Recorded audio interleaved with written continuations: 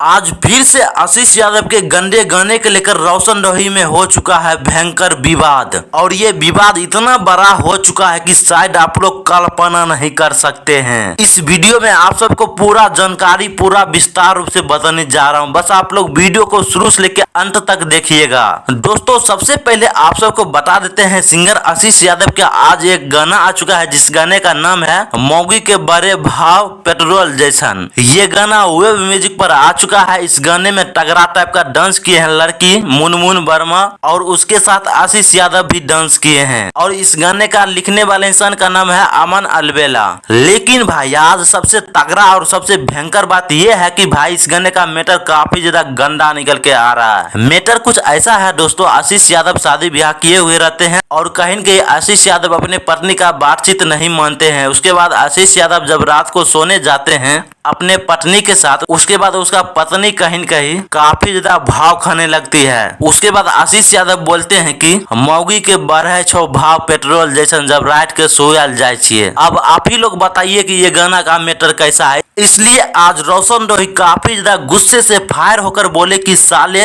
इतना गंदे गाने गाते हो तुम और दूसरे को बोलते हो कि गंदे गाने गाते हो। तो दोस्तों इतना बड़ा बात बोल दिया। ऐसे दोस्तों आपकी क्या प्रक्रिया है, आप सभी जरूर कमेंट बॉक्स में बताइएगा।